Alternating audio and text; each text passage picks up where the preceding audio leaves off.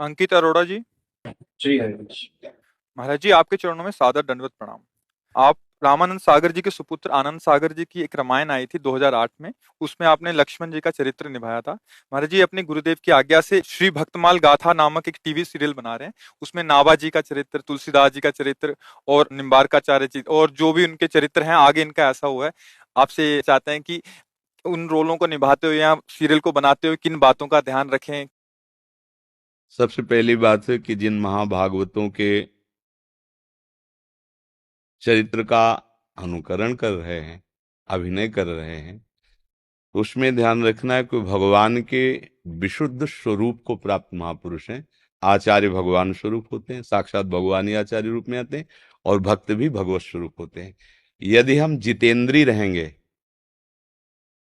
व्यभिचार दोष से रहित रहेंगे, कोई व्यसन नहीं करेंगे, शुद्ध सात्विक भोजन, शुद्ध सात्विक व्यवहार और नाम जप और भगवान का आश्रय, तो हम इन महापुरुषों के प्रसाद से फिर इनका कुछ अभिनय कर सकते हैं।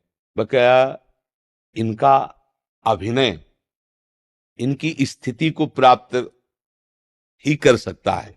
हम जो उनकी बाहरी बातें सुन के अभिनय करते हैं, उसके लिए भी हमें योग्यता जो देगा। आपने जब प्रश्न किया है तो व्यभिचार दोष से रहित रहे, आहार दोष से रहित रहे और विचार दोष से रहित रहे। जिसका संयम ठीक, विचार ठीक, चरित्र पावन और महापुरुषों का आश्रय लेकर नाम जप करें, तो उनके प्रताप से हम कुछ बाहरी, आंतरिक तो नहीं, बाहरी उनकी लीलाओं का उनकी कृपा से ऐसा अभिनय कर सकते हैं जिससे देख सुन करके उन महापुरुषों के विषय में कुछ हम भाव कर सकते हैं। और सौभाग्य है कि किसी भी बहाने से उन महापुरुषों में तन्मयता तो होती है, उनका चिंतन होता है, उनका अनुकरण करने के लिए उनके चरित्रों को हम देखते हैं, पढ़ते हैं, मनन करते हैं। यही पवित्रता को, बस इस तीन बात से बचते रहना, क्योंकि माया का आकर्षण ऐसा होता है। परस्पर आकर्षण के इस दोष से, व्यभिचार दोष से और विचार दोष से। विचार दोष में अहम की प्रधानता होती है, अहम नहीं होना चाहिए। हम कुछ नहीं कर सकते। अगर मेरे प्रभु मेरे को सामर्थ्य न दे तो हम का भी नहीं बोल सकते, ऐसे अंगुली भी नहीं ला सकते। अभिनय तो बहुत दूर की बात रही, उनकी कृपा से अभिनय हो रहा। तो हमारे विचार में कहीं अहम दोष ना आने पावे, चरित्र में कहीं व्यभिचार दोष ना आने पावे और खान पान में आहार दोष ना आने पावे। तो मुझे लगता है अगर इन तीन दोषों से बचकर भगवद आश्रय से इन महापुरुषों का अभिनय किया है तो ज्यादा प्रभाव पड़ेगा। हाँ, जब हम पवित्र होकर उस भावना से, तो फिर वो सीधे दर्शकों के या श्रवण करने वालों के हृदय पर संतों की वाणी का प्रभाव होता है। तभी लोग एक आकर्षित हो जाते हैं उस वाणी का, जो क्यों, उनका चरित्र है उसी में, वो उसी में रमे हुए हैं। हम कहें माया बहुत, काम क्रोध बहुत, और हम स्वयं उसमें रमण करें तो हमारी बात मजाक योग्य होगी, है बकवास बोल रहा है। और जब आप आचरण में उतार कर पवित्र होकर, तो उसका प्रभाव पड़ेगा।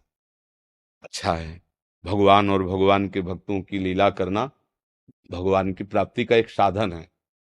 गोपीजनों ने जब भगवान को देखा नहीं मिल रहे, अंतर ध्यान हो गए, तो उन्होंने लीला का अनुकरण किया।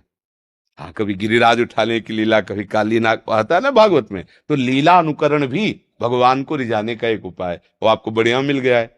लीला अनुकरण करना महापुरुषों के, आचार्यों के, तो बस धैर्य पूर्वक संयम से रहते हुए, अभिमान न करते हुए, तो इससे कृपा हो जाएगी ये कि आगे चल करके जिनका अभिनय कर रहे हो उनकी कृपा से आप भी उन्हीं के मार्ग के पथिक हो जाएंगे, आप भी भगवान के भक्त हो जाएंगे, है नहीं। और जीवन का लाभ यही बच्चा कि हमारा मन सत्य पे चलने लगे। भाई, 4 दिन की जिंदगी, इसमें तुम्हें मान लो बहुत यश प्राप्त हुआ और आपका जीवन पवित्र नहीं, आपके पास भजन रूपी खजाना नहीं है, तो जब यहां से जाओगे तो तुम्हारा नाम कौन लेगा। साक्षात भगवान अवतरित हुए तो समझा समझा के हार रहे हैं, उनका नाम तो कोई लेने के लिए तैयार है ले, तो हमारा तुम्हारा कौन नाम लेगा। तो हमें करना है कि प्रगट में हमारे द्वारा आचरण कोई गंदा ना हो, सबको सुख मिले, हमें ऐसे आचरण करने, तो भगवान की कृपा से हमारे हृदय में भी भक्ति जग जाए तो हमारा मंगल हो जाए। महाराज जी, मेरे ऊपर शिव जी की बड़ी कृपा है। कृपा ऐसे है कि कोई पूर्व जन्म के मेरे कर्म होंगे जो मुझे ऐसे माँ बाप मिले, जो ऐसे संस्कार मिले कि मैं कुछ संत जनों की सेवा कर सका। संतों से मेरे गुरुजी मिले, गुरुजी से आप मिले, आपसे राधा नाम मिला, और राधा जी से मेरी जिंदगी बदल गई। मैं कृष्ण कृष्ण करता था, सुनते ही नहीं थे। अच्छा। मैं कृष्ण कृष्ण करता था, सुनते ही नहीं थे, मैं बड़ा रोता था। ठाकुर जी हमारे घर पे हैं, ये मेरी धर्मपत्नी है। तो मैं उनको कहता था, ठाकुर जी देखो, सब मैं तो आपका ही नाम जपता हूँ, मैं तो आपके ही आश्रित हूँ, तो अब आप क्या करें? सुनते ही नहीं थे। फिर आप मिले, फिर राधा रानी मिल गई। फिर मैं राधा जी से कहा, मैं कहा मैं तो बड़ा पापी हूँ, ये सुनते नहीं, आप देख लो। हाँ जी, 2 दिन लगे मेरे को, और फर्श से हर्ष भी उठा दिया, मैं तो ये कहूंगा। हाँ, सारा खेल उन्हीं का। और अब ऐसी कृपा है महाराज जी कि मैं श्री जी के चरणों में ये शूटिंग कर रहा हूँ। बरसाना में मैं शूटिंग करता हूँ, 4-5 महीने से हम वहीं पे शूटिंग कर रहे हैं। मैं बहुत जगह फंस जाता हूँ, मुझे राधा राम नाम पे ऐसा इतना विश्वास हो गया है। जैसे आप बोलते हैं ठसक, मैं बोलता हूँ, मैं कहीं भी फंसता हूँ, किसी भी चरित्र में कुछ भी दिखाने दर्शाने में कुछ में से त्रुटि हो जाती है तो मैं माफी मांगता हूँ। और अब मैं कहता हूँ, मैंने अपनी कंपनी का नाम भी रखा है राधा मैजिक टेलीफिल्म्स, क्योंकि ये जादू ही हुआ है महाराज जी। तो इसका नाम ही रख दिया मैंने, राधा मैजिक, राधा का जादू है ये।